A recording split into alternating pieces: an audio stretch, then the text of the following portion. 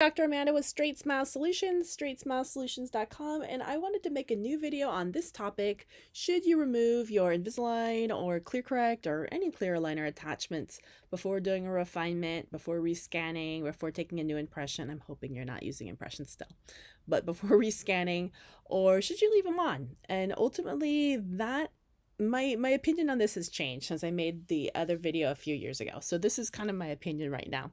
So answer is, it depends. Unless you know the reason for why it went off track, you absolutely should take them all off. You need to dig into it and figure it out. And I've done a lot of videos on why things go off track. There's a few small reasons, but the two major reasons is one, you did not create a proper treatment plan or stage it correctly. You just relied on the technicians, which is rarely accurate. An orthodontist takes 2, 3, 4, 5, 6, 7, 8 times to get a Clin Check or a clear pilot set up right.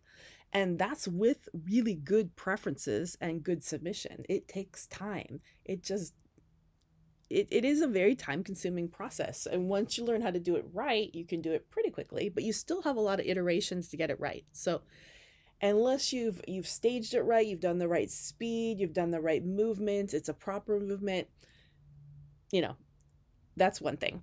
The other thing is creating an accountability loop. And accountability loops is not just relying on your patient to say, yeah, I wore it, not just relying on those little compliance tabs, not just having them show up every 4, 5, 6, 7 weeks and checking them in on the office. That just doesn't work. That works very rarely. Let's put it that way. You have to have an actual weekly accountability loop.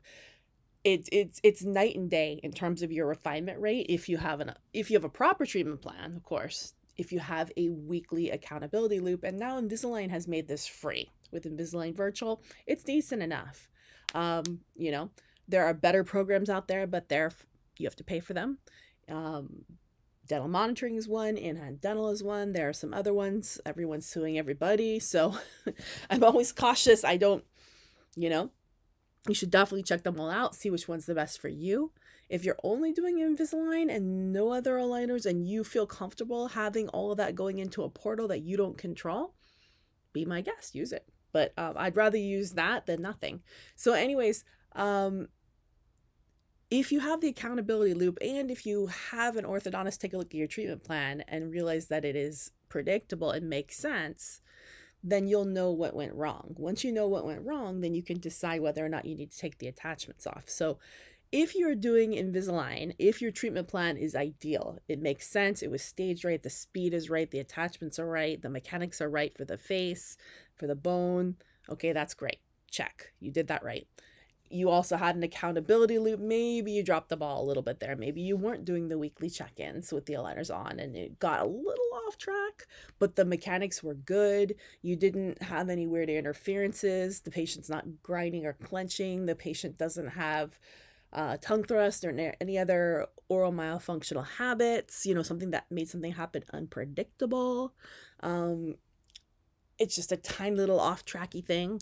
Then by all means, leave those attachments on. It's fine. It's totally fine. Now, here's the issue is that, and I don't know which aligner companies can do this and which ones can at this point.